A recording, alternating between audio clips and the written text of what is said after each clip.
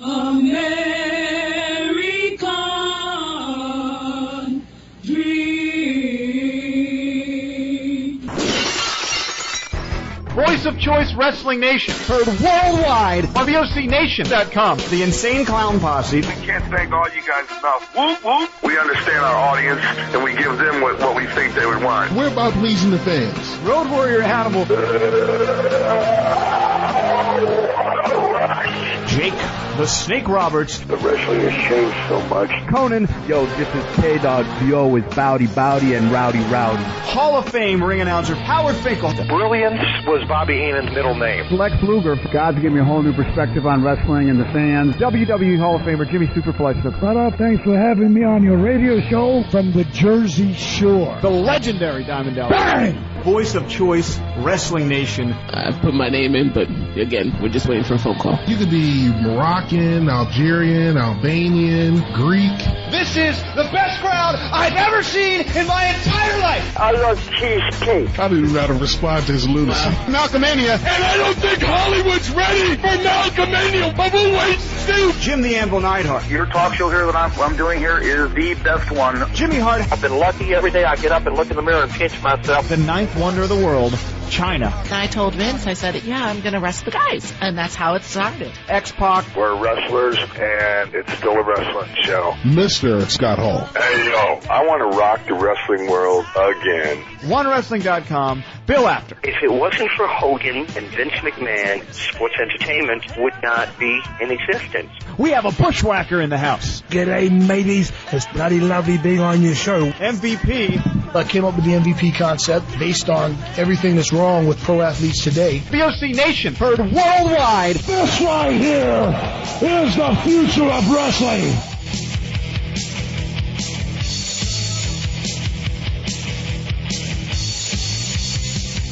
Wrestling with History worldwide in the VOC Nation Wrestling Network, the Voice of Choice, Bruce Wirt, and Nemar Wells. And we're back for the second. Is this like season 2, episode 2? Because we had a 6-month hiatus. Well, I mean, we wouldn't call your legal troubles really a hiatus. Prison. You know what? Speaking of which, Bruce, I'm gonna tell you, I actually looked into it and I realized I can get the body cam footage of when they performed the raid at your Delaware home. So I'm like really looking forward to providing that treat for our fans. So they can I shouldn't have kept those files. They told me not to. Oh, I like that. That was very clever. Tie back to Sleepy Joe. You could go either way, right? If you're, we try not to. We're nonpartisan here, so it could either be Joe in Delaware, or he was actually, it was Penn, right? That's where his files were in the garage, and then obviously the others were in Mar-a-Lago. But I think it's pretty clear which, as far as the way it all swings, which way we lean towards. I don't think we made it a secret. Yeah, maybe that's why the first episode was so popular. I mean, what do you mean?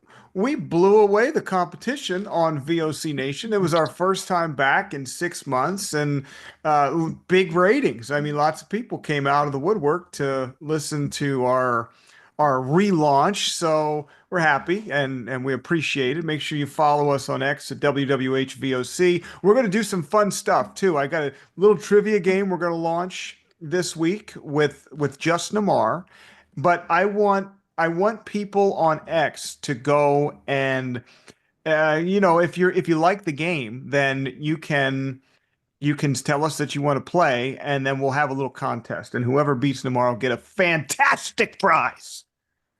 Exactly. A $10 WWE basic figure. So I got a riddle for you. You mentioned prison, right? Yes. And I got a riddle for you, and I'm going to try to bring one to the table every week. I don't want you to answer it now. We'll answer it at the end of the show. Does that make sense? Okie doke. Here's the riddle. There's only one place where you can finish a sentence before you finish the end of a book. Only one place where you can finish a sentence before you finish a book. Think about that. And all of you at home or in the car or on your headphones. Think about it. Think about Hold it. on. I'm sure I can answer this. I just need a few moments to put that question into Google. No. You're not allowed I'm to do that. joking. I'm joking.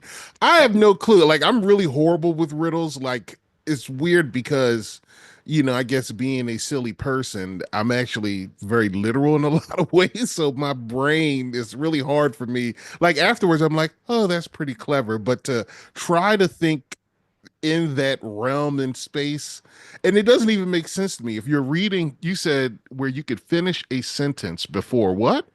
Before you finish the book, before you finish the end of the book, the end of a book. Well, you would finish a sentence while reading. There's a bunch of sentences. I'm sorry, you can finish a book before you finish the sentence. Oh, I ruined it. Yeah, I mean, well, I'm okay. You're not supposed to answer now. Yeah.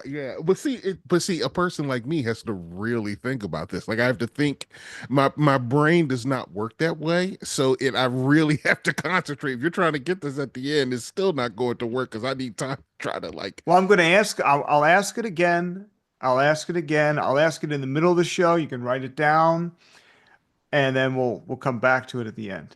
Yeah, I have to really try to conceptualize like how people throw out riddles and what the answer generally is. So it's like you can answer, you'll finish the book before you see. Yeah, like Before you finish a sentence. yeah, there's no way I'm going to answer this at all. Like, but so, all right, but we'll go ahead. I'll try. Maybe something will illuminate in my head with the passing of our discussion topic. So you shoot. I have faith in you, man. I do. That's pretty bad, especially when it's involving riddles. But that's good. All right. We'll see what happens. All right. So this week we promised last week we were going to talk about the AEW booking and what a. I mean, that promotion. I know there's a bunch of AEW fans that listen to us. And listen, I think, and we've said this before, AEW is necessary for the business, but they're also doing a lot to, just ruin themselves. So I do want to talk about that and maybe some things that you would do differently. And then I do want to talk again about Saturday night's main event because it's coming up next week. There's a lot of people excited. Like I was talking to my dad, who's in his 60s, and that was his heyday of the only time that he watched wrestling in the Attitude Era and he watched in the 80s. And he's very excited about Saturday night's main event and Jesse Ventura being part of the broadcast. So I think you're going to have some people maybe come back and take a peek that haven't looked at wrestling in a long time. And they're going to bow right out. You don't think Cody versus Kevin Owens is going to hold their attention? Not at all. Not at all. I think the Saturday night's main event, in my opinion, I think it's not going to do what they expected to do. I think people are very hyped because Saturday night's main event it is something very special in the wrestling world, what it means. But I think past the nostalgia of what it is, the product is not attractive at all. And I think it's going to, just hit a big blip and then it's going to fade away, just like they tried it before a couple of years ago and it was a bust then too. So but we'll see. We'll discuss it more. We gotta go start off with AEW and trash that promotion some, and then we'll get back on all I do is trash stuff. It's like this country we are living in a surreal time. Nothing makes sense. It's bizarre. We live in a strange world, and it's funny because it made me think about the Attitude Era fans because did you see Vince's doc? Because we never even had a chance to. That all happened in between, your legal issues and hiatus. and people are really going to think I was in prison. You probably I never said you were in prison. I probably have one of the people that are out there in podcast land right now is out. They're paying, those little sites that you could pay to get people's criminal records. They're doing like a $15 background search on my name. And they should. By the way, my dad is also in there, and I don't think he has a record, but you never know. So it might not be me. Wouldn't somebody pull up your father and come away with like some really bizarre information and start accusing you? It kind of reminds me. I remember years ago, there was this radio show, right? And these two Yeah. young fellas, they called up the radio show and they used the guy's real name to try to throw him off guard. And he was all upset. I forget, I think his name was Roy Masters, and some young kids called him was it Roy Obermeister? Ruben Overmeister. Ruben Obermeister, and he had a that moment on the radio. I recall that. Look it up. Yeah, look it up. Maybe somehow, some way we can get some audio on that. Oh, Bruce, we should play our old prank phone calls. I think no, that's a great idea, and people would really appreciate it too. By the way, if you are like, if there is any Christian conservatives listening right now, there's a pastor out in Arizona that has a huge following. His name is Mark Driscoll, and we had for like several years in the 90s, he had a radio show called Street Talk, and we used to call in to this guy. And I had this, well, I live in the South now, so I better not do the voice, but maybe I should. So I had created a character. His name was Bondoy, and Bondoy used to call up, and he was a follower of Roy Masters. Look up Roy Masters. He's a semi-cult leader. And we had this thing going with this radio show, this Christian talk show, for years. And it was really fun. And Mark Driscoll, if you're out there and you're listening, it was me. I was Bondoy the whole time. You know, we should probably start like upload the ones we can upload. I mean, we have to censor some stuff. We were really young and stupid, you know. Yeah, so great. We said some things, and but we really, you know, we should do that. We should do a show, just a special edition show on our history together, and it, you know, how we met, the love of radio, and what we did as far as recording people and all of that, and the prank calls to the radio stations when we were teenagers. We probably should definitely do that. I think for our 3 listeners, they would probably be, you know, at least one of them will be really interested in that. And maybe we'll play some of them. Like, I don't think we can we play, I don't know if it's legal to play the recordings we did of people in high school, but they willingly submitted. Some of them willingly submitted, you know. That's right. You know, we would ask. It wasn't, yeah, it's a two-party consent, right, in Pennsylvania. So they knew that you had a talk boy, if anybody ever watched Home Alone 2, and right up in their face. So they knew they were being recorded, but they might not consent to the podcast. I'm not sure. Well, they're not listening, so, you know. You never know. And there's more than 3. There's at least 10 times more than that, okay?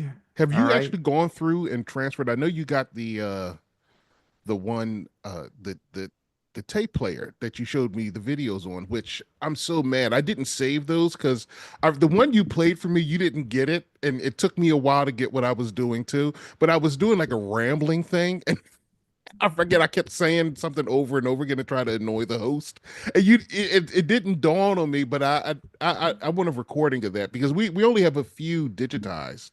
But there's Bruce is sitting on a mountain of old tapes from us from high school, and it's a very hilarious, and it's amazing when you think about how long we've been you know, friends, and how our interests have been intertwined, and just really good stuff, just some funny stuff. So maybe we could, you know, figure that in. Yeah, I don't know, maybe think we could do it before, maybe after the holidays.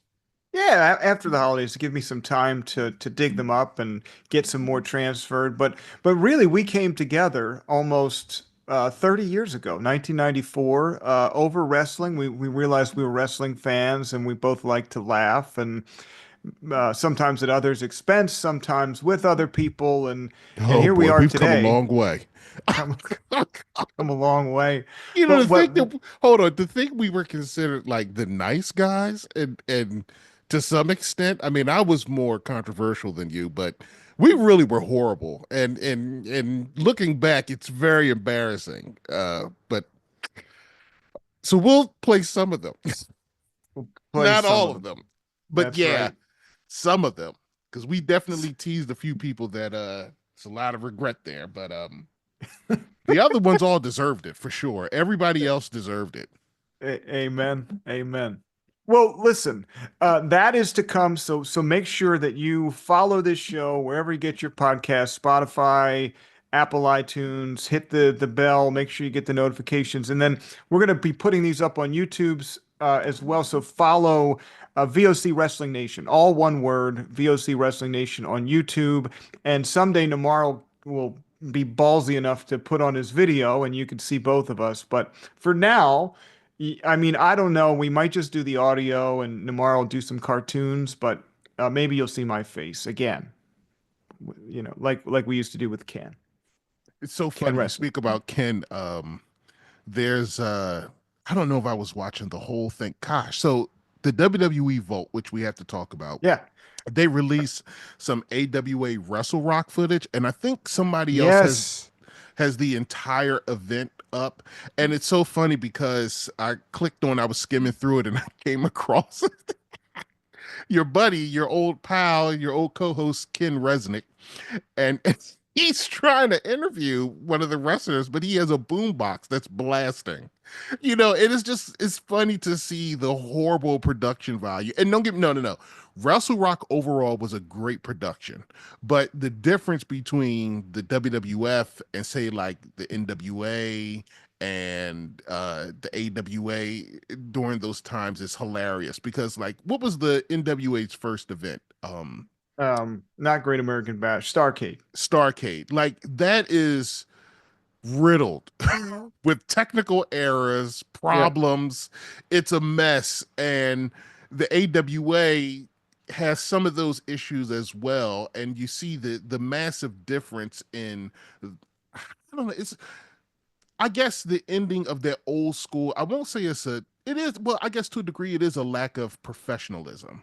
And Ken is looking completely befuddled in the way that only Ken can. And the guy's screaming at the top of his lungs while blasting, you know, and Ken's trying to interview him with this microphone and he's got the boombox just blasting. It's bizarre, you know. Vince would never have allowed that. It's surreal. It is very surreal. Rock and Roll Buck Zumoff, right? That's the guy that had the boombox. That was him.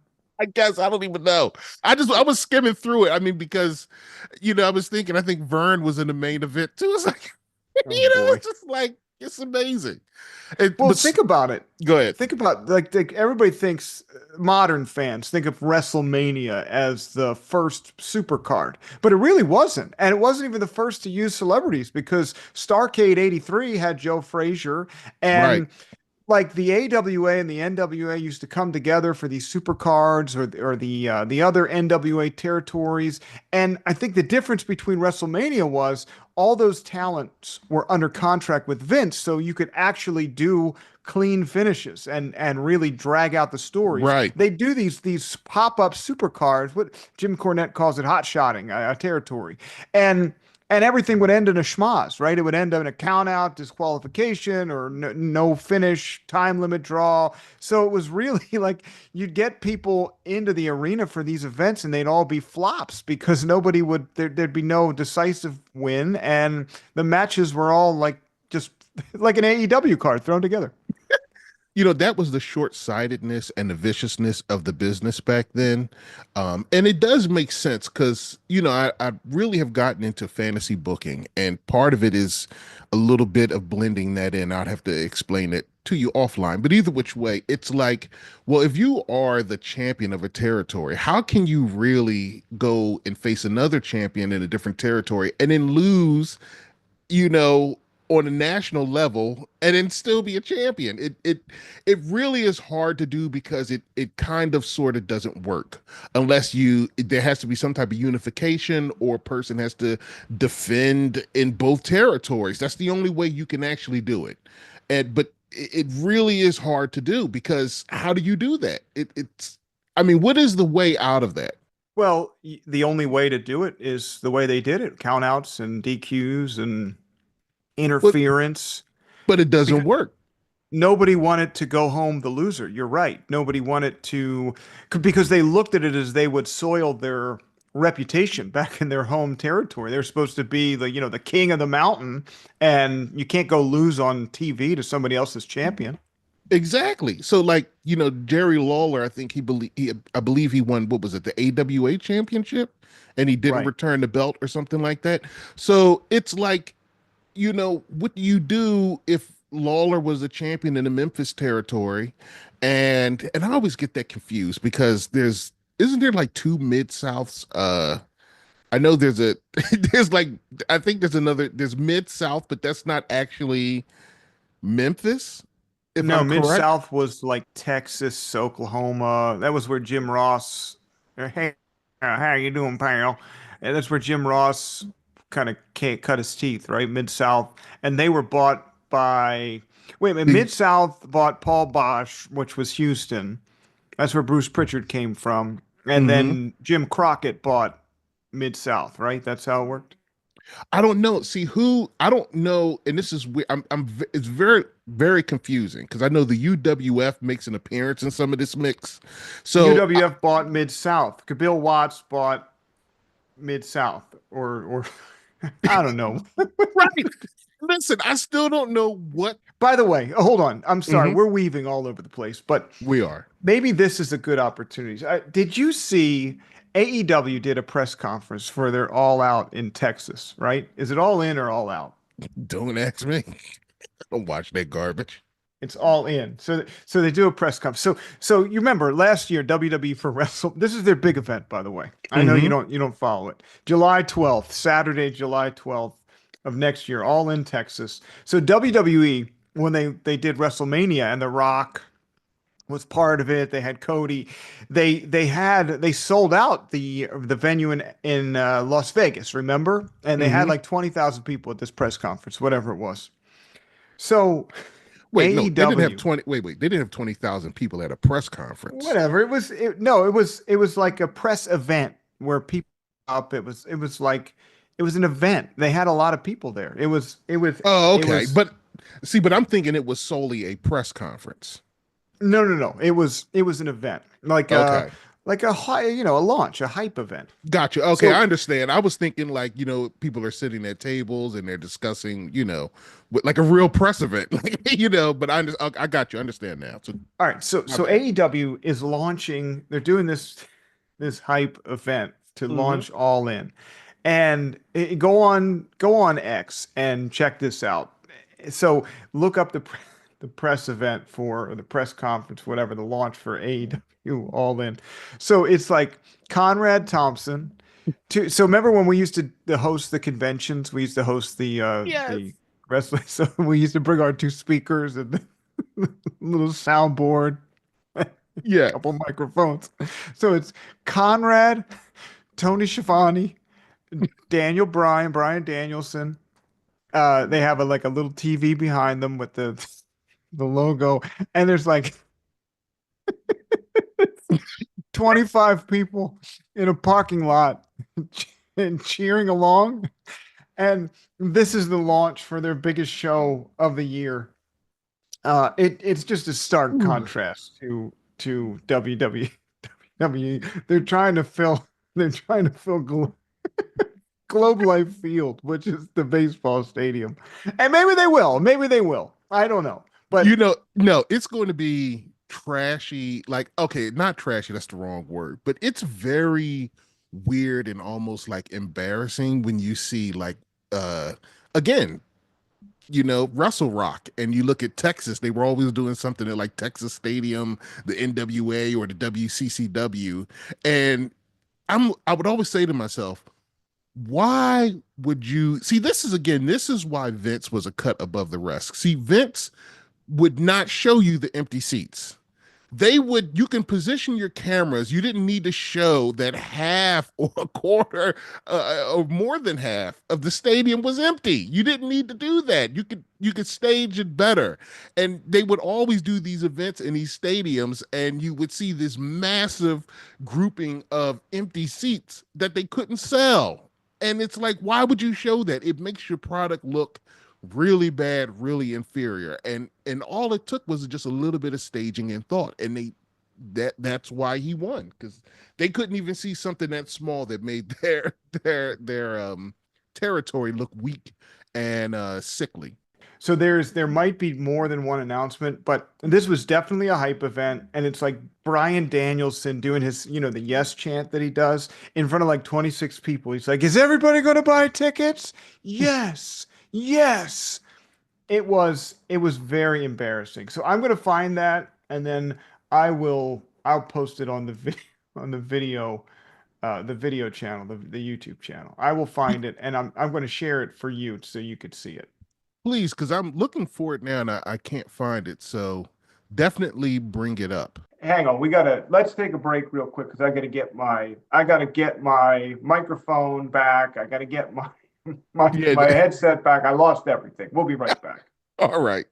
Okay, we're back. So clearly I haven't done this in a while, and clearly I'm not a computer expert, but that didn't make any sense. It shouldn't have knocked out.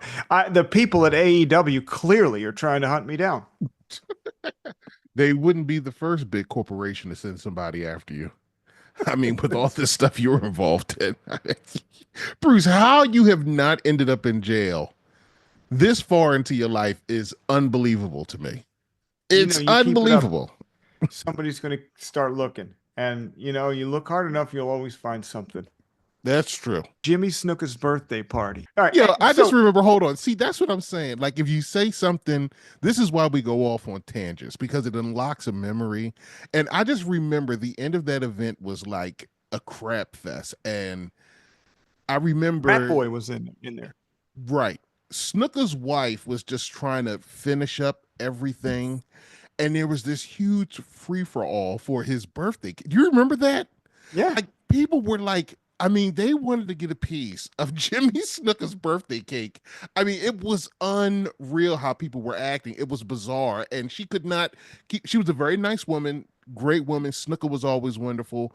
I forget the name of his manager, but my God, they all went like the fans, not the people at the event. The fans went berserk trying to get a slice of that daggone cake. Darren Antola. Wow. Did you pull that out just from your memory? Like, yeah, I remember. Darren Antola. Yep. I never forget a name. That's insane. I can't remember a name if I just met the person 5 minutes ago, but if I met you 10 years ago or more, it's locked in. Do you know your 11th grade gym teacher? Oh, that would have been Cook, right? No, Bernice Cook. No, that was 10th grade. Bentliff, Barry Bentliff. Bentliff was I forgot about her. She was the little short black lady, right? Yeah. It's okay for me to say that, folks. I am black. Well, I mean, I'm a Chinese Mexican mix, so that basically makes me black. But yeah, I forgot all about. She had a short haircut, right? Yeah. That's amazing. Like, again, we're unlocking memories, folks. But okay, we got to get back to AEW. Yeah, so the problem I have, and when I did this show with Ken, we did this show during the AEW launch, and there was a lot of excitement. And the big thing for me was AEW was an opportunity to give competition to WWE. Wrestlers could go back and forth. It gives them some competition, some other alternatives to make a paycheck. And it challenges both promotions to put on a better product. Right. But what ended up happening was, like, you and I, we used to do a lot of stuff on the road. We went to a lot of indie shows because that was like all the conventions were tied to an indie show. And that kind of wrestling has a very narrow audience, right? It's not a mass appeal audience. And AEW, instead of trying to do something that appealed to the masses, it's like Tony Khan befriended a bunch of these indie guys and paid them gobs of money. Like, you don't have to pay them that much because it's not like they're, I'm sorry if I'm offending anybody that's actually a talent. That's not my intention. I think that there are people that probably wouldn't get big contracts elsewhere, that they're overpaying in AEW, and they're just catering to one style of wrestling, one style of booking, and it's not. It's to me, I don't get it. So I'm sorry if this is offensive to you if you work in the business. Again, not my intention, but clearly it's not working. You're drawing 500, 600,000 people. You got a new TV contract, so congratulations. But I don't see where you're growing the product. I mean, it's not even close. No, not at all. And that's saying something because as a person who does not really care for the current WWE product, I can say that it is still a better wrestling product. And I'm talking about in-ring performance because I'll never forget the first time AEW came out and I was not into wrestling, but I said, oh, there's going to be some competition. I heard they were doing things differently. And I'll never forget that was the first and only time I had ever watched an AEW TV show at any time. I haven't watched one since. It was a spot fest and it was so over the top and outrageous and silly. And I was like, this is everything I hate about the WWE, but on steroids. I thought they were going to go back to the basics and do what WWE was not doing. But no, instead they were like, yeah, we're going to ramp this up to 100. It's like, some maniac. It's sort of like, what's the guy from the movie Scarface when he's sitting at the table with all the drugs and he's like, all right, well, we're going Al Pacino, and he hits that white powder, and then it's all guns a blazing. It's ridiculous. It's over the top. It's ridiculous, and wrestling is just such so dead to me now. I don't know. I'm an old man now, 44 years old. No, the problem really is that it's not like WWE. The one thing you got to give them is they make people care about the matches that they have. So right. So most of what they do has a point. It's not just matches for the sake of matches. And we talked about hot shotting a territory with those big super cards. And to me, that's what Tony does. Like he promised this promotion that was based around sport and like old school NWA. But that's not what it is. It's just like, hey, we got Bryan Danielson now. We're gonna put him up against Will Ospreay because he like two great wrestlers that should fight each other, and there's no real energy, there's no real emotion, there's no real story. And I'm sure there are people that are going to challenge me on that. Feel free to do it. WWH VOC on X. You can challenge me, but I don't think you'll win because unless you're Dave Meltzer, that is just in love with gymnastics and simulated fighting, I don't see it, and clearly the audience doesn't either. One of the things I like about the psychology of old school wrestling is that I remember somebody said, you're performing for the first couple of rows. You're really trying to make these people believe that there is real competition and real violence, and that will, I won't say violence, but real competition and with levels of brutality, and that translate onto the screen. And when you add that with great characters and great storylines, that's your product. Instead, they're playing to it's not natural. And the WWE has this problem too, because the last event I watched, it was like a coordinated action ballet, and it's ridiculous.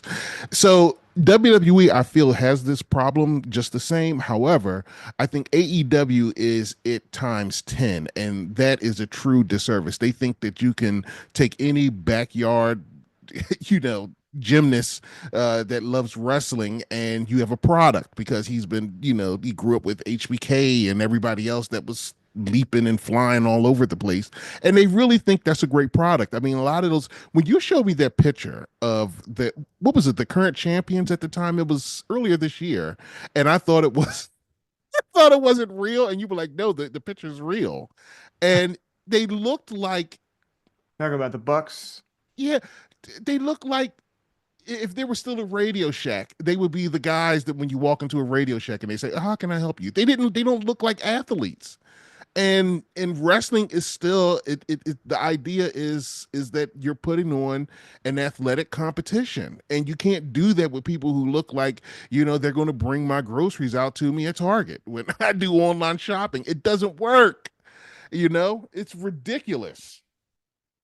So the thing about AEW is, I think they do have some talent. Like I do think there are people now. They're generally smaller in stature. The talent there, a lot of them, but there's talent. And they have John Moxley, who's Dean Ambrose in WWE. They have Bobby Lashley and Shelton Benjamin, MVP, MJF, Mercedes Moné, who's really has not lit the world on fire in AEW, but they have some talent. Daniel Bryan, who's retired now, Bryan Danielson, Hangman Adam Page, Will Ospreay. They have talent, but it's just not utilized. I don't know why Tony Khan won't hire somebody that knows what, like, he is insisting on doing this thing himself, and I don't know how the network that is paying for their programming isn't forcing something different. It just doesn't make sense. Well, Bruce, we live in a culture today, I mean, especially with media, and I'm talking about big conglomerates and all of those, where they really have this idea, the notion, and it's funny because it's a Vince notion. If you look at I use this analogy when you think about Vince and Andre the Giant. I mean, I'm sorry, Ultimate Warrior and Andre the Giant. So when they booked those two together, it did not work. And Vince was getting calls on the road saying, look, the fans are not responding well to this. And Vince was like, no, we're going to shove it down their throat and force them to eventually accept this. So in some cases, from what I can see looking at the footage, and it's so funny, the irony is that WWE Vault uploaded the Saturday Night's Main Event match between Ultimate Warrior and Andre the Giant. So all the footage I've seen, the fans are very responsive. So I have not seen the footage where the fans were dead. And eventually that, I guess, in turn, briefly helped Ultimate Warrior. We live in a culture where that's what Hollywood thinks. That's what media companies think. They think if they can keep pushing agendas, it will eventually subvert people into accepting new narratives and a new culture.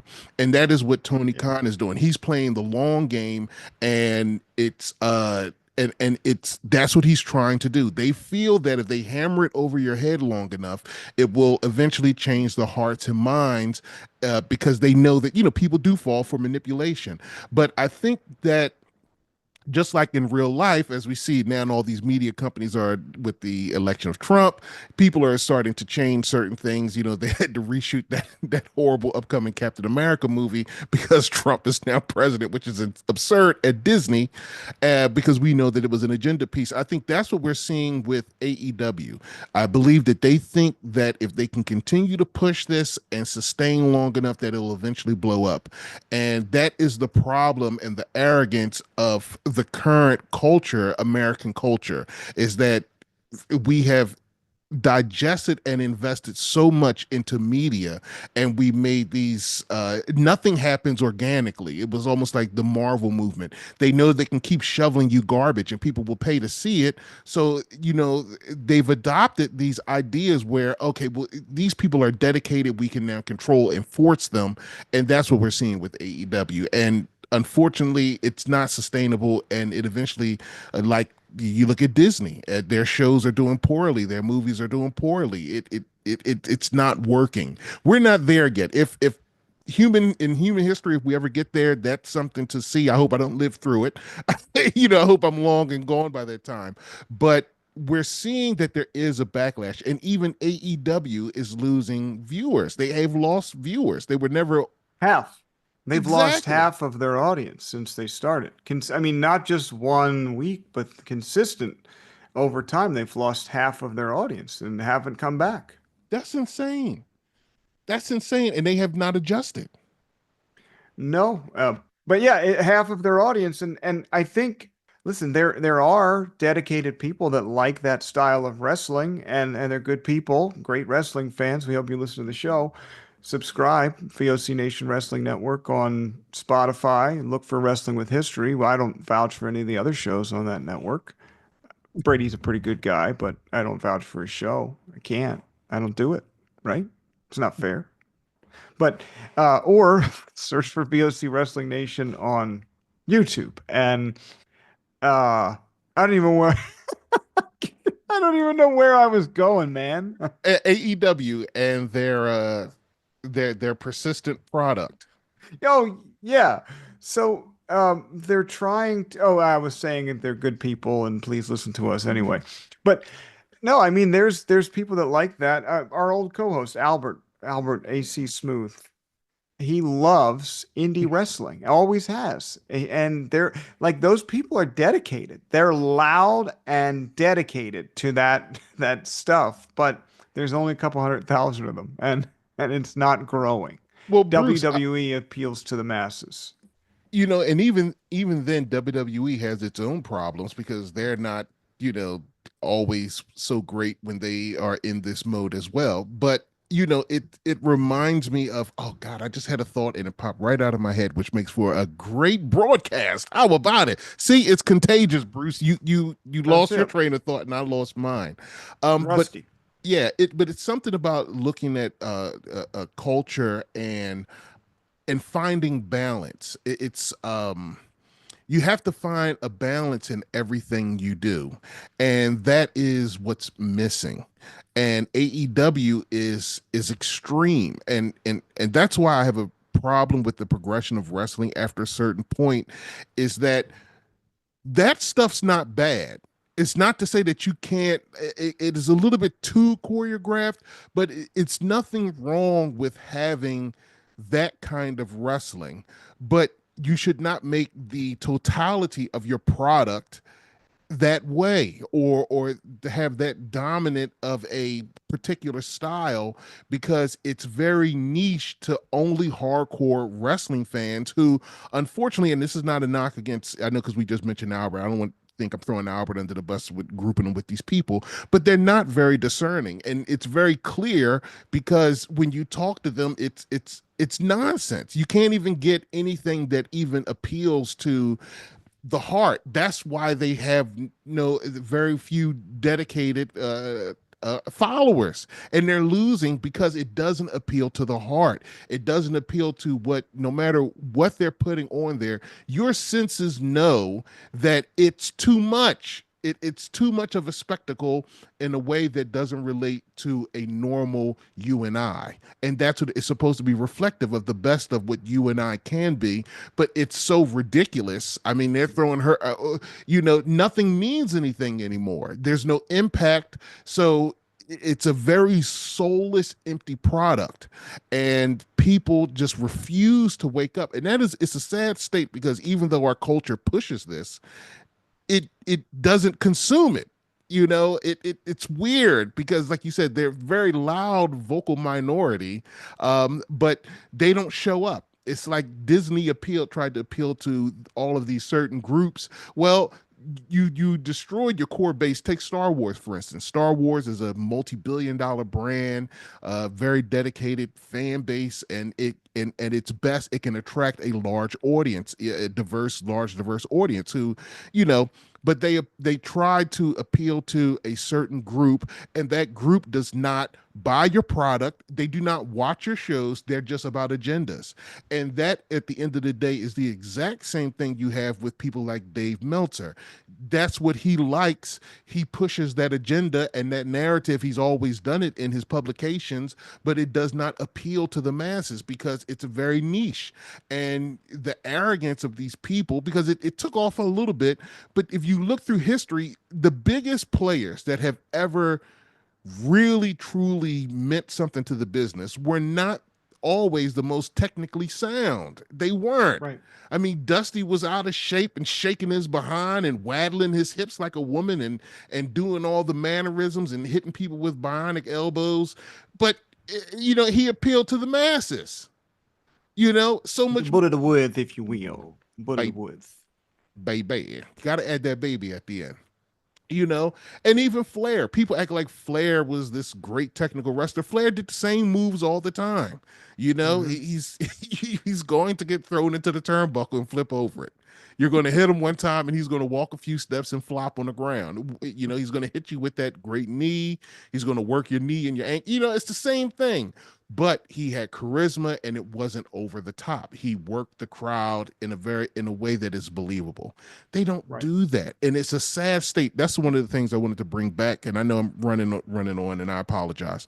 But you know, with the Vince McMahon documentary, and they talked about the Attitude Era and how it reflected culture. Well, I think about it. Well, okay, that's the people who are into that. Like, you know, that's one of the reasons why I could never get completely into the Attitude Era, because it was too debaucherous for me. And so, and I'm not a prude, and you know, and not like I don't have my own stuff with me, you know, so it's no, you know, not trying to beat people over with self-righteousness. But that, if that's the case, that is a sad reflection of the world. If you look at the Attitude Era and you say, if this is where we're at, you know, where the heroes is somebody who bucks authority, and I believe in revolution if things are unfair. I totally do. But you know, it just the ignorance and the nonsense, and you know, you got the whole trains, and you know, Val Venus. I mean, you know, it's just things get to be so ridiculous and so over the top, and so I think that this is what we see with AEW is a very poor reflection of where we are in the world. And I think that we're listening to vocal minorities who have no connection, truthfully, to humanity. Yeah. That's why nobody likes the products. They can't relate. That's why people left Star Wars. You watch these shows, they're ridiculous and they're silly and it's illogical. And you're like, no, I don't want to watch this anymore. I'm done. And that's what we have with AEW. I mean, it's one thing when you're trying to expand your audience and pull people in, but if you're alienating a core of your audience because you're changing the product in a meaningful way, then you know, I think that's what you're talking about. AEW, you could have some of those indie style matches and really please that section of fans, but also have a much slower paced match. WWE to me does a really good job of doing the fast paced, hard hitting action of some of those matches, but they do it where there's enough time built in so you can breathe. Like just spot after spot after spot, there's no time to breathe. They don't let the match breathe. And I think again, right, trying to over cater to this one section of fan is alienating the rest of the people who could watch your product. Right. And I'll tell you, as much as I don't care for the current WWE product, I definitely do believe that they provide a far better product in terms of, if you could, it's weird for me to say that because I think WWE is so ridiculous, but it is a more based product. And that's saying a lot. If WWE is more based to me than what you have, you really are over the top, because I really don't like the current WWE product. So that's saying something. So, you know, I will give them that credit and that benefit. It is definitely more watchable, and that is very rough for me to admit. Well, on that note, let's take a short break, come back, and we'll wrap it up with Saturday night's main event and the WWE product. And I have this trivia contest that we're going to launch today. And you will not want to miss this as Nemar takes the first crack at the trivia chair. I don't know what we're going to call it yet, but this is Wrestling with History on VOC Nation. Please listen to these commercials and support our product. All right, back on Wrestling with History worldwide in the VOC Nation Wrestling Network. Make sure you subscribe. Do it right now if you like what you're hearing on Spotify, iTunes. Search for VOC Nation Wrestling Network. Hit the bell. Make sure you get notified of episodes as they drop. We try to do it once a week. Look for us on YouTube at VOC Wrestling Nation and follow us. Give us a follow on X. Interact with the show, WWH VOC. And one of the ways you can interact is we're going to launch this trivia game. And simply, we'll call it the Wrestling with Hibia. I can't You talk. have to leave that in. It's too late.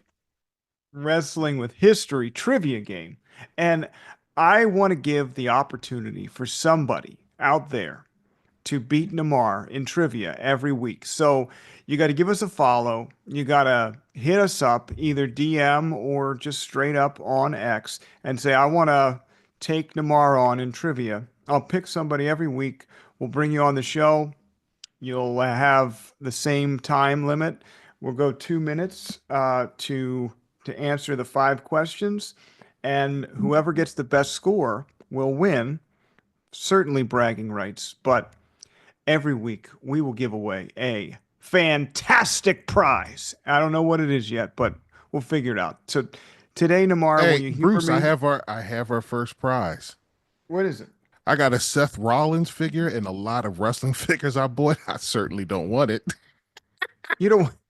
Wait a minute. That's Seth freaking Rollins, Mr. Monday Night. You don't want him? Bruce, it's so funny. Like whenever, because I buy the wrestling figures, and some of them I buy loose, and you can get good deals sometimes in a lot. And I'm like, well, I'm not keeping him. And it's like, it's just like every modern wrestler is like, yeah, not keeping him up, not keeping him, not keeping him. It's like I have a bag full of like all of these wrestlers that I'm, gonna probably give away or try to sell some of them because I have like 2 Seth Rollins figures and I have no interest. So One I did, next week, yeah.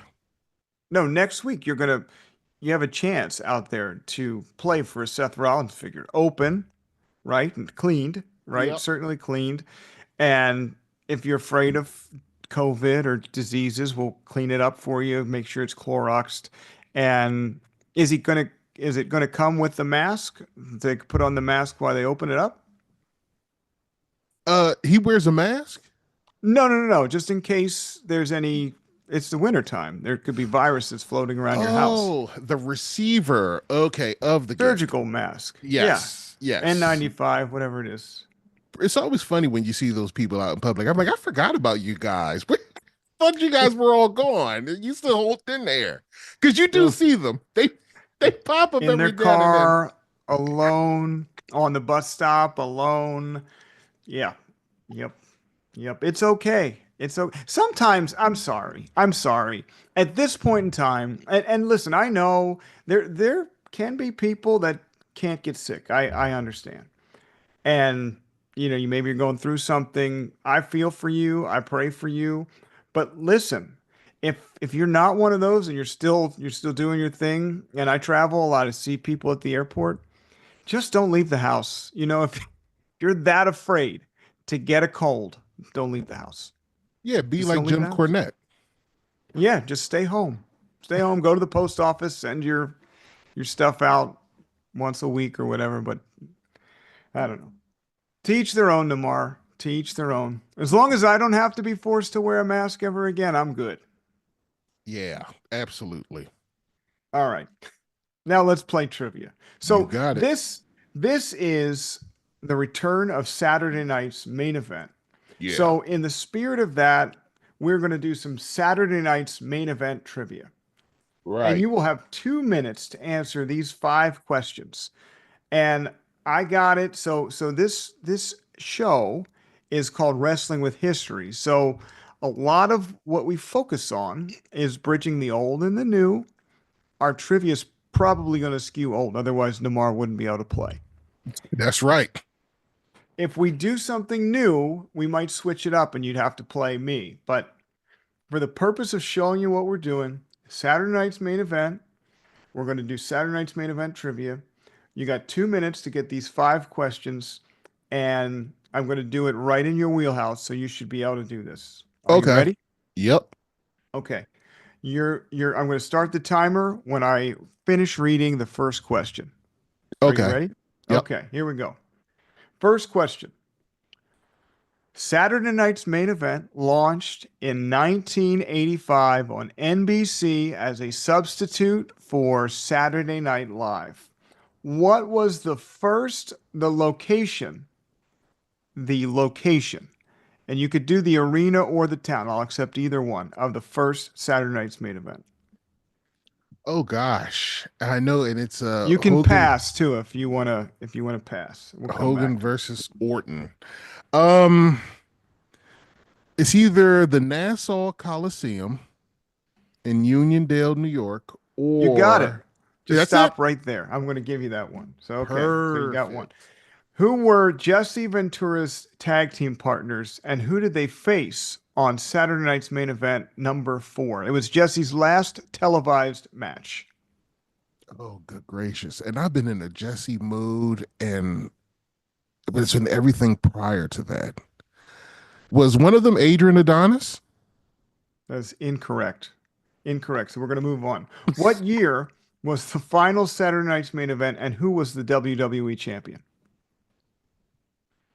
That was what, 92, 93? Was it either Shawn Michaels or Bret Hart?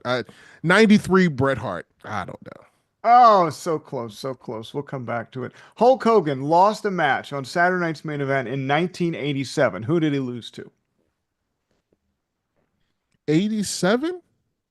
Yeah, lost a match. One of the rare times he lost on TV. Who did he lose to? 1987. Bundy? Very good. We're going to have a bell or something like that. And then the final question, 30 seconds. Ricky Steamboat only had one title defense on Saturday night's main event when he won the Intercontinental title. Who did he face? Was it Honky Tonk Man? Incorrect. Incorrect. That's okay. Was it Macho? 2 out of 5. 2 out of 5. Don't tell me it was Macho. Was not Macho Man. Location of the first Saturday night's main event, you got Nassau Coliseum in Uniondale, New York. Jesse Ventura stepped into the ring with Rowdy Roddy Piper and Cowboy Bob Orton to face the Hillbillies. Uncle Elmer, Cousin Luke, and Hillbilly Jim. That's why. I didn't know. It was after Elmer's wedding. That's the only Uncle Elmer thing I've ever watched was the wedding, because it's hilarious listening to Jesse talk about them unbelievably. I cannot stand the Hillbilly, so that's why I didn't know. I will not watch a match with Uncle Elmer. It's painful. The year the first iteration of Saturday night's main event was 1992. It was Bret Hart was the WWE champion. Ooh, it was close. Papa Shango on that final episode. Hulk Hogan lost to King Kong Bundy via countout in 1987.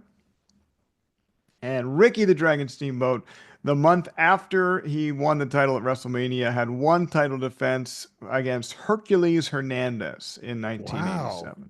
I did not know that. Okay. I'm rusty. I'm very rusty. I got one for you, Bruce. I got it. Well, it's not really, but do you know about there's a missing, well, we know there were other events on the card that they didn't show for a Saturday night's main event taping. But were you aware that there's a Hogan and I think it's Ken Patera versus Hercules and Andre the Giant match that never aired, and it was filmed for Saturday night's main event? Really? Yeah, I've only ever seen 1 or 2 pictures of that event, and they never put it up on the network. And and nobody except for me seems to have any real particular interest in this match that I've been able to see online. But was it a dark match, or was it actually filmed and they were going to air it and they just decided not to? Don't know the reason behind it. Don't know anything about it because there's nobody else that's investigated it. So I just discovered it, I'll say, when I started recollecting. Well, I've always collected wrestling throughout the years, but, I say within the past year or so, really going, hardcore again with, obtaining footage is when I found out about that. I didn't know about that prior. It's one of those, the ones where he didn't main event, but I desperately want to see that match. That would be very interesting to see that. It just, well, the network's a piece of spin garbage anyway. So, you're not going to get into that. Well, Saturday night's main event coming up. This, if you're listening, we're recording this on December 10th. So probably listening on the 11th or after. And you got Cody Rhodes. This is coming up on the 14th, right? Which is Saturday. Cody Rhodes against Kevin Owens for the WWE Championship. And there's some rumors that Cody might drop the title. It's kind of like, maybe some controversy there. I don't know. It's funny. Kevin Owens is one of the most boring. He's everything wrong with modern wrestling. He's a little chubby guy flipping around, doing all kinds of stuff, and it's just not interesting. He has no personality. One of my favorites. Oh, go ahead. He needs a character, and it's nothing interesting about a little chubby guy. Everybody flips around now, so it doesn't mean anything. Well, he's like a mix of Stone Cold and like right. Well, not I guess he's supposed to be like a tough guy, beer drinker, but I don't know. I don't see. I mean, he's certainly not a big. Well, he is one of their top guys, but not like a star. When I think of like star, he'll probably make the Hall of Fame someday because he's been around so long, but not like a superstar. He's not. I mean, think about it. He's a heck of an athlete, but he is the prime example of everything wrong with wrestling today. He's boring. He's flat. They're trying to, I guess, build him into this tough guy, but no, it's empty, man. And then it doesn't help when he's posting pictures of him and his wife at Disneyland. I'm supposed to believe you're tough and you're walking around with Mickey Mouse ears with your wife at Disneyland. Hey, there's nothing wrong with that. There's nothing wrong with that. No, but in the terms of selling a product in kayfabe, there is. Yeah, that's true. That's true. I'm not knocking that he did it, but this is the problem. You can't sell an image if you're breaking. If people like, it's like everybody knows the cat is out of the bag. We get it, but you still have to present the product in a respectable way. So you can't believe that this tough guy is going to Disney and he's all smooched up with his wife, all loving and kind, and they're having such a great time, everybody. No, it's ridiculous. This is what's wrong with the business and wrong with entertainment culture anyway. Everybody's, keep some stuff to yourself. All right, that's for the undisputed WWE Championship. The WWE World Heavyweight Championship is on the line. And forgive me, I don't know how you have an undisputed championship and a world championship, because if you have an undisputed champion, isn't that a unified belt? Does it make sense that there's Bruce? What are the chances that Papa Wirt is going to really be sucked in by what you're telling me so far? Well, this world championship match is Gunther versus Finn Balor versus Damian Priest. Oh my gosh, no, thank you. You don't like Gunther? Doesn't he take you back? No. See, that's the thing. He's playing this almost like militant type of guy. It's just not. They don't know what they don't. No. It's not. Doesn't work for me. All right. How about this? One of my favorites. And if I wasn't married to my wife, I might take a run at Liv Morgan versus Io Sky. Let me see what she looks like. You said Liv Morgan? Yeah. Wrestling females, they have like really hard bodies. I don't like women with hard bodies. I remember when I was on the dating scene, you used to critique the people that I would choose to. But I was well rounded. No, you weren't. I was. We don't have to go into it. But, I had all three of my wives. I mean, there's what, small, medium, large, right? We could say that. Whoa, wow, yeah. Number 2 was definitely different. 1 and 3 are on the. They don't look the same. They're it's not like you were looking for a type. I'll give you that. But in size wise, they're about the same. 2 was definitely different for you. One of these things is not like the other. One of these things just isn't the same. Liv Morgan, what do you think? She looks like the girl that played Harley Quinn in the Suicide. Yes, yeah. What is her name? See that. Suicide Squad. What is her name, Bruce? And I know it. I thought her name was Harley Quinn. Yeah, but the actress. Oh, if I start to Google Harley Quinn, it says the first thing that comes up is Harley Quinn, Liv Morgan.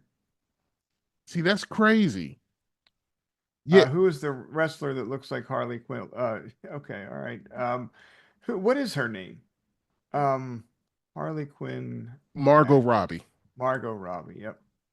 Do you think she looks like Margot Robbie? She does. She looks a lot like Margot Robbie. Yeah, she's cute and she doesn't look like she has one of those. Well, they all are misleading. Like, I think because they're athletes, they have. I should not be talking about somebody's body. I mean, as fat as I am, okay. But, I'm just saying, it is weird when a woman has like a really hard body. Like, she'll have the going to end this part of the conversation right now because this is not Christian of me. So, yeah, I'm done. All right, Liv Morgan, Evo Sky for the WWE Women's World Championship, and sorry, Liv, I'm taken. Very happy with married with two kids. Wonderful, wonderful wife, wonderful children. And then we got the WWE United States Championship match. My buddy Bailey or Chelsea Green versus Mitchin or Tiffany Stratton. So forgive me, I don't have all of the background to the oars, but that's I think there's a tournament going on. But I'm going Bailey, who's again, we talked about this last week. She was part of our crew at one point. I really do not remember any of that. I don't know how. That's insane. Albert, we got to get Albert back because, I remember Albert not drugged me, but Albert, we were out in LA for a wrestling event. I don't remember which one. I think it was the one where I interviewed superstar Billy Graham. Had to been. Albert drugged me to a nightclub in downtown LA, and totally not my scene, right? As a big stiff white guy, I was not the I'm not the dancing type. I've never heard this story, so this is very interesting. I'm sorry for interrupting you. Go ahead. Well, yeah, we go to this nightclub and it's me, Albert, Sassy Stephie, Bailey, Rosita, who is Thea Trinidad? What's her name now? You're asking me about a female wrestler? Come on, I don't even remember Bailey. She's on TV. Thea Trinidad, Zelina Vega, and Melina? You remember Melina? No. Anyway, so it's basically Albert, me, and a bunch of women wrestlers, and Bailey was there, and to me, it's just such a cool thing. We used to party with this. She was an independent wrestler at the time, and now she's gone on to become one of the biggest stars in the industry, and she's long forgotten about. At least me. Maybe Albert's still stalking her somewhere on Instagram. Oh, you know that. That. Remember me in 2011 back in the nightclub? You and I, we danced, dirty dancing. I had a time of my life. Albert. She picked him up and spun him around like. Did you see that? That would be beautiful. Albert in a swan pose, and she's picking him up, spinning him around on the dance floor. Never felt this way before. It's so true. Yeah, hold on, I hate Dirty Dancing. Like I'll never forget when HBO used to run that, and I was a little boy, and my mother would watch that every time. I wanted to jump out of the second floor window. I couldn't take it. It's horrible. No, Patrick Swayze, right? That was Patrick Swayze. Oh, don't act like you don't know. You like stuff like that. Now I don't think I've ever seen it, honestly. Are you serious?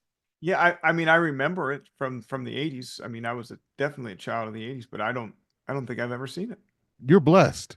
I'll tell you one real quick. I went to Memphis on this trip, and I stayed at this guy's father's house who had just passed, and the guy, only his father had a few DVDs. One was a war documentary and Dirty Dancing. To watch Dirty Dancing, it was horrible. Bruce, that was That was like the only thing to do, right? Yeah, because I had my computer with me, and that was the era of DVDs and CDs, so I could watch them on my computer because there was no TVs in the house, and and one was a war documentary, and the other one was Dirty Dancing, and I was like, you have to be kidding me. And I will admit, I was so bored one night, I actually watched Dirty Dancing, and I could have just not have watched it and been more entertained. Horrible movie. Oh, well, I've never seen it, and I probably never will. Good But man. what I will see is the final match on the card, returning Drew McIntyre, and finally he won't be facing CM Punk. Drew McIntyre against Sami Zayn. Are you invested in that match? Isn't Drew the guy with the hair like a woman? And you say he looks like Delta Burke. Yes, from designing women. Yeah, Yeah. see, yeah, who cares about any of that? Think about your father, like you talked about him earlier. Do you think any of those individuals and what's going on is going to appeal to him? I think that he could get invested in Cody Rhodes versus Kevin. I mean, he's going to watch it to see Jimmy Hart, Hulk Right. Hogan, and Jesse Ventura. And what may catch him is uh maybe the Liv Morgan Evo Sky match. Uh, Tiffany Stratton, Cody Rhodes, Kevin Owens. I think that will maybe reel him in. He did, I will say this. He used to like to watch Ring of Honor, like when Really? yeah, when it would come on TV and AEW. He would watch some AEW when it would pop on his TV, like when he was surfing around and something would come up. Yeah, my dad after the 80s, like he was more into WCW in the 90s than he was the Attitude Era. Really? Like he liked Steve Austin, but like he liked like the NWO. I remember back in the channel flipping era, when you used to Mm-hmm. go on. So he would get mad if I would flip back and forth and like stay on WWE. He would want to watch Nitro, Bill Serious? Goldberg, and yeah. That's So crazy. Like that, was friends with you then and didn't know that. That's incredible. So your dad has okay. He's more diverse than I thought. If he's yeah, watching bits of AEW, so he is a wild card. I had just my preconceived idea was that he would base, but he might. So from what you told me, there is a chance that he would watch it. But I'll go even further. Will there be anything there that your mother will be interested in? oh no, she liked like the hard bodies, like Hulk Hogan, you know, Ultimate Warrior, like that. I remember my mother, my grandmother, they loved Hulk Hogan. So she'll like the Hulkster for sure. No, I'm talking Uh about the modern day wrestlers. I'm not talking about no, the none. old. Yeah, that's what I'm saying. But your mother, she got into it, like you said, your grandmother, and I understand. Yep. Like we're not that era is special in terms of how the diverse audience that it attracted. But to get to really reel in a greater portion of the populace, do you think they offer anything that could reach her Uh with going I'm off of that trying to card? no, not and there's probably more, but no. I mean maybe no. No, I'm trying to like I'm stretching my stretching the bounds here. No, like I mean, she used to like Jake the Snake, and they like the Undertaker. I remember that. It's so funny because I did you ever watch Hillbilly Elegy? No, never even heard of it. Oh my, it's the movie about JD Vance's life. No, no, no. I have to check that out then. I guess well, tell me about it. Oh, you gotta watch it. But I mean, he grew up very poor, Mm-hmm. and obviously he was they were hillbillies, but basically poor family. I say West Virginia, but it's more like the part of Ohio that was close to West Virginia, like Right, the part where we drove through to go to the gathering of the Juggalos, right. no man's land. So. And forgive me if you're from there, but I'm from a very poor area too. So my point is, I Bruce don't know how loves I got spinning on this. this. You love spinning this poor story, man. It's like It's just true. you were It's not true. poor. We were dirt poor. No. And so when I think of my grandmother, I watched this movie about JD Vance's grandmother who raised him. And my Mm-hmm. grandmother didn't raise me, but I now like she's morphed into JD Vance's grandmother. Like, you know, it's the 80s, folks. Big cigarette hanging out of her mouth. Uh loud talker, foul language. I mean, and poor. We were in a poor neighborhood. And you knew me in high school, but when I the first 10 years of my life, I mean, we were very poor in a very poor neighborhood. And anyway, but that anyway, so what I'm saying is I'm talking about my grandmother who loved Poor wrestling. kids, hold on. Poor kids didn't have almost every Master of the Universe figure, nor all of those LJNs that you still have. I didn't have I didn't have all of them, okay? And they were 4.95 at the dollar store, and I got all of my wrestling figures years after they came out, okay? Do the inflation calculator and see what 4.99 was back in even in 1988. It wasn't Anyway, 4.99. I've recreated my grandmother into JD Vance's grandmother. That's who is in that's how she lives in my she's still alive. I just saw her a couple weeks ago. I've flew up Really? to yeah, I flew up to New Jersey Has to and be your mom's mother then, right? yeah, my mom's mother. Yep. Oh wow. Oh, decent. Yep. So anyway, Saturday night's main event coming to a TV near you, going to be on NBC. I'd love to have everybody that's listening. I know you're going to watch it, so we'll talk about it next week. I think it's going to be awesome to see my buddy Jimmy is going to be back on the screen. There's rumors that Hulk Hogan's going to be there. It'll be interesting to see the reception. Now that he's part of the MAGA universe, will wrestling fans turn on him? And Jesse's going to do. Did you see this? He's going to do all four Saturday night's main events. He's part of the official broadcast team Won't for work. the entire year. Yeah. It won't work. Jesse is sort of like Bobby, right? It's sort of like how I saw somebody had posted in one of the wrestling forums the other day that they said, "Oh, Bobby should have been a manager, or he would be good at commentating, or what, or something, being a manager." But no, but his time and style had passed, and I Yeah. think Bobby is the greatest. I think what Jesse offers doesn't work today. It doesn't speak to his abilities, because Jesse's ability was what? I mean, first of all, who's the heel? I mean, we don't even, there's no heels and faces anymore. And Jesse, would be able to call it down the line while still being biased. And who's going to do where could he do that in today's product? If he does it, it'll be amazing. And I'm like, wow, it works. God bless him, more so interested in Jesse and Hogan together at the same show. And That's this more is where interesting. it's a rumor that Hogan's going to be there, but I just saw if you have a chance, check it out on YouTube.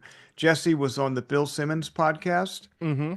And he talks about how he'll never, ever make it up with Hulk Hogan, not only because of what happened with the whole union thing, but he is not a fan of Donald Trump, and that is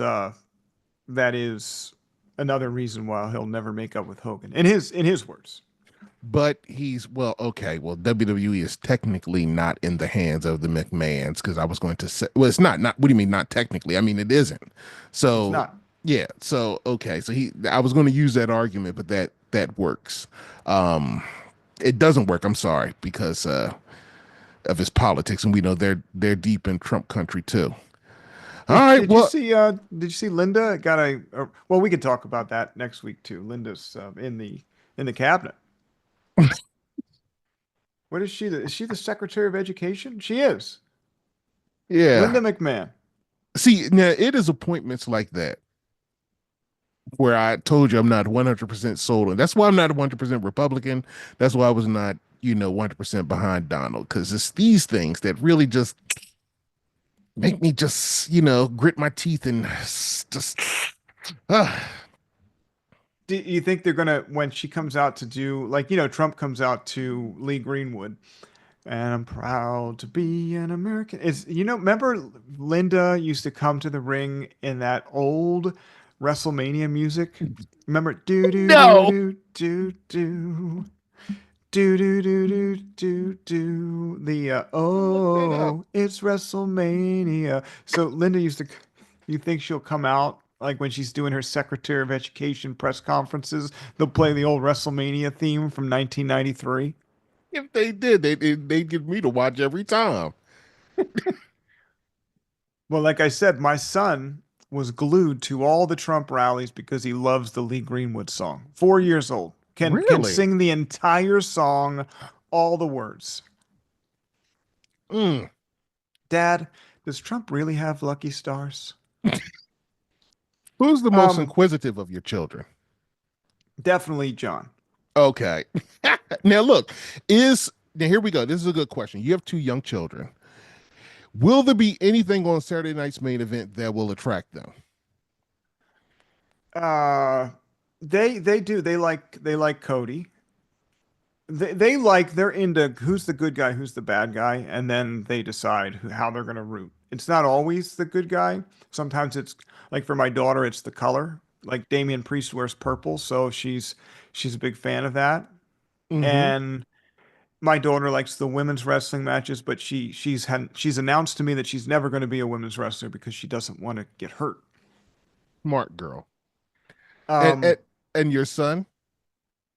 Again, I mean, he likes generally he'll root in the opposite direction as me. So if we're watching the Eagles game, he's rooting for the other team. You're kidding. It's just, we have a great we have a great relationship. He's like my buddy. My buddy. No, it's funny. But where does that thinking about that competitive spirit, getting that dig in on dad is hilarious. Like the thing. Yeah. So if you like a wrestler, he will position himself opposite you with his opponent. That's right. But hold on. They watch for them, since you said that they have some connection to modern wrestling, would they watch it without you? No, I think they would choose Cocomelon, Little Angel, Peppa Pig, Bluey, something That's the like thing. That. See, when I was their age, I would have chosen wrestling as something. I did. Well, I mean, I got into it in '85, so I was 5 years old. Okay, remember when I remember, and you got to think like when you watch those old events, you can see there's little kids who are very young in the audience, cheering and and some of them you can tell are really, really young. And so, yeah, I mean, I didn't grow up with wrestling, but it captivated me where I was interested in it regardless of whether or not my parents were watching it. Like I wanted to see it independent of them and stay up on it independent of them. So that's the mark of the difference. Now I know your kids are you're going to get a sample size with two children is not going to really be reflective of the nation, but just pulling at the different things and looking at your lives, it does give you an indicator of what is missing, because they have to think, how do you get your children past that point? Because this is why that's also important from a business standpoint. You have young children. Christmas is coming up. Did you buy any wrestling products for them? I don't remember. I think I was going to, and we decided not to because they don't now. My son has expressed interest in that, but it's not something where he's definitely into it yet. So we decided to, with a limited budget this year, we decided to go with the Hot Wheels. That's what they like. Legal fees, man. Yeah, that's right. That's right. Yeah. You got out. I mean, it was worth the money, Bruce, because you got out of that bank scam. I swear to goodness. I don't know how you did it. He is lying, folks. There is nothing. I have nothing to do with any bank scam, and I was not in prison or even close to it. I never said you were in prison. You keep saying that, which leads me to believe that you might have actually had some jail time, because my pastor he's a big fan of the show. Okay, you're going to make him think that I'm in the wrong side of the law. Well, he needs to know so he can minister to you. That's the thing. I mean, so you're trying to keep it a secret. Talk to the man. Let him know that you have these challenges because this is not the first time that you face this. I mean, Yeah, think about it, Bruce. he's a big Dusty fan, and Cody. Yeah, Son of a plumber, too. Son of a wait, plumber. legitimately, like, is Yeah, this son of a son of a plumber? plumber. He's got a T-shirt even that says "Son of a plumber." No, that's pretty decent. I like that. Well, I'm a fan of Dusty. I have no problem with Dusty Rhodes. So, Cody, on the other Smooth. hand, yeah, but Cody is another one. He has great rhythm. He just doesn't have a good personality. I think that's what's missing from him is he's lacking a certain charisma that will, like his father had. He has the talent, he has something that draws you in, but to really get to where, like, your children, they know him, you said they like him, but they're not going overboard about Cody Rhodes action figures, or products with him in it. And I think that marks the difference. They like The Rock. Do you know why? Because he was in a certain movie they like. Maui. Yeah, exactly. What can I say except you're welcome? So real quick, so to close this out, I had it on the page. Wikipedia was up because I was doing the trivia questions. Saturday Night's Main Event, number 11, April 28th, 1987. The same show that this is so ironic. It's like the Holy Spirit had led me right to where I needed to be. This was the same show where Hercules defeated, Ricky Steamboat defeated Hercules by DQ, his only title defense. Mm-hmm. The dark match on that show, Hulk Hogan and Ken Patera against Andre the Giant and Hercules. Yo, man, I'm dying to see that. I mean, unless it was just like a bad match, I really, really would love to see that match. So that if you want to put it in your Google machine, as Connie likes to say, April 28th, 1987, Notre Dame, Indiana, at the Edmund P. Joyce Center. It aired on May the 2nd, 1987. You know what? I wanted to say something to you. Going forward, you got to make this multiple choice. Like, I know that you might not have all the time to start preparing stuff, but it could be, you got to give me multiple choice because it might be a little bit difficult for me in terms of remembering some things. And then No, I will. Okay. And I then will maybe, because I just thought about this like an hour before we started the show, and I was watching. I was like doing the kids' bedtime, and I didn't have time to write, so right. yeah. Anyway, No problem. Yeah, I'm just it might be a little bit easier for me because, like, if you had asked me about where that event took place, you can forget it. Well, yeah. Well, but the first one is iconic. So, and they're doing it in the same area, in the same. I don't know if it's the same building or what, but anyway, I thought that was it. So let's end with this. This is the how we started with the riddle. What is the only way you can finish the book before you finish a sentence? It's going to be something so simple, and I'm going to be so annoyed that I could not get it. I don't have a clue. Go ahead. Prison.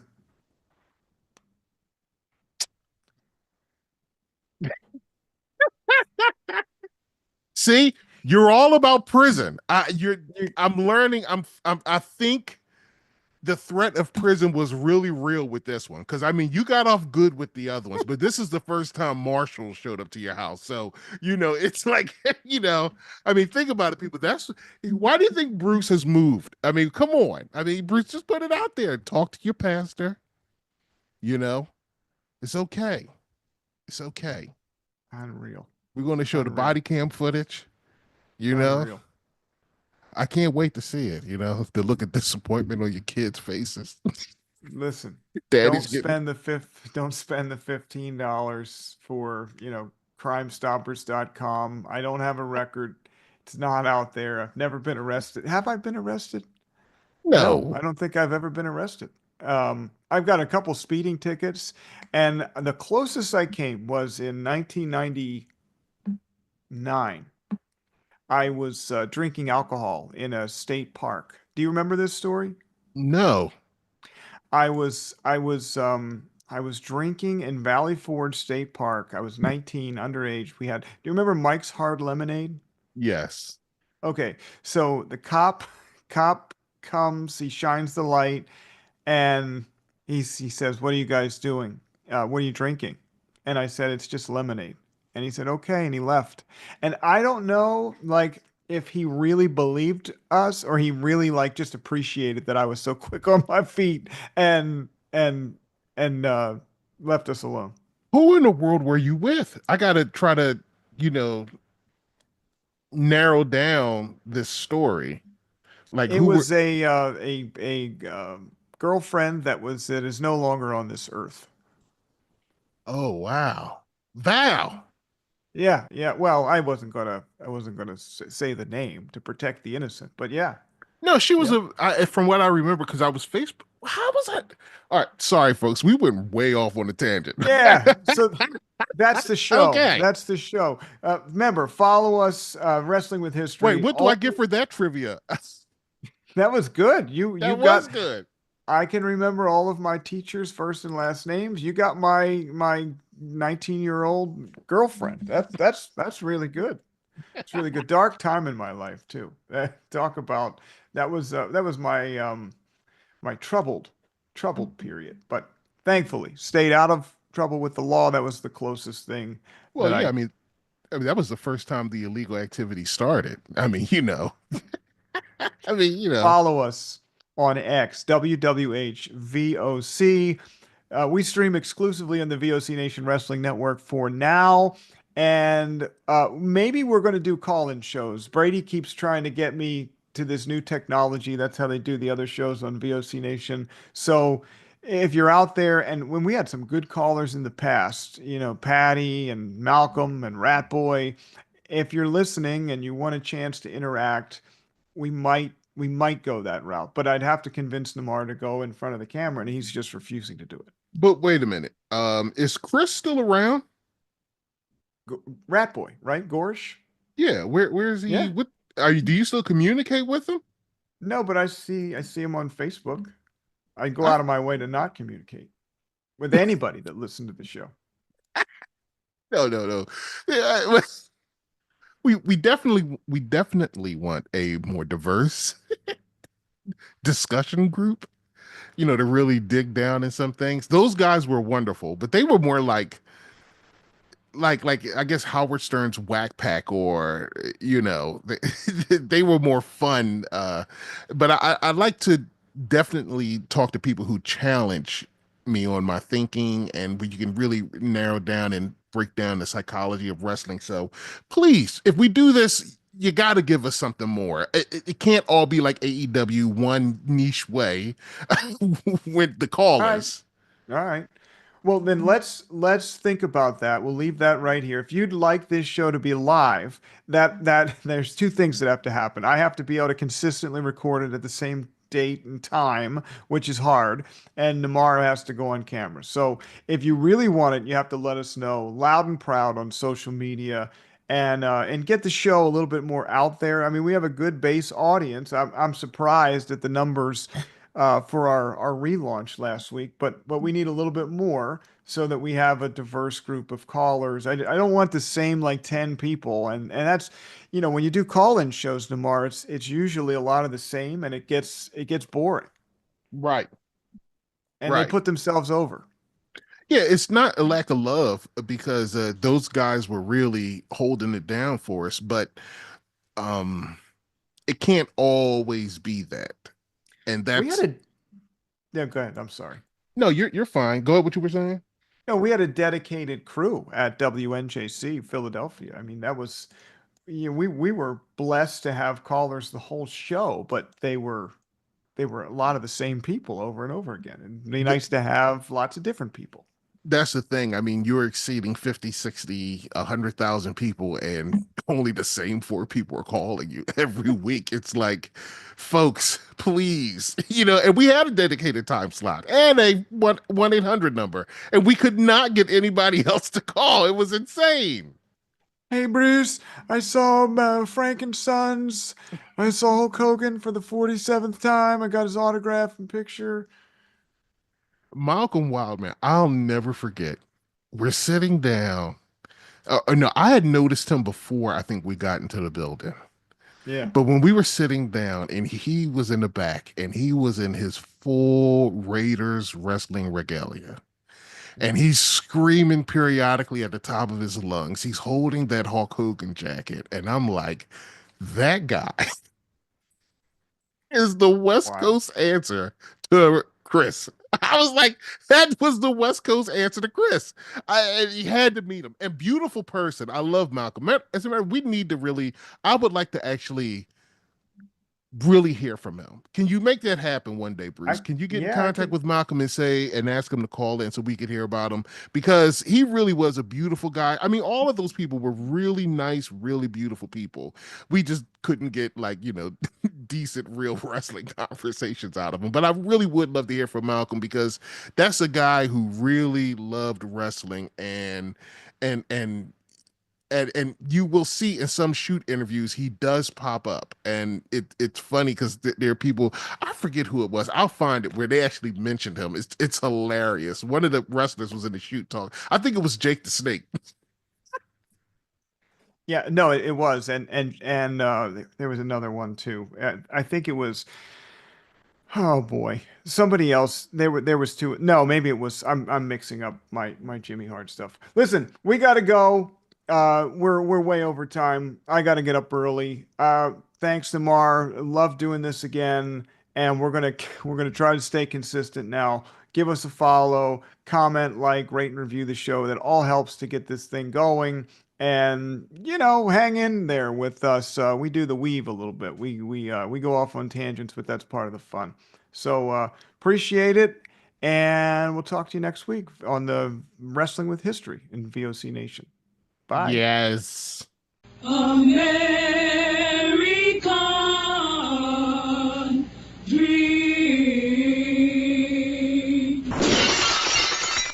Voice of Choice Wrestling Nation. Heard worldwide on VOCNation.com. The Insane Clown Posse. We can't thank all you guys enough. Whoop, whoop. We understand our audience, and we give them what we think they would want. We're about pleasing the fans. Road Warrior Hannibal.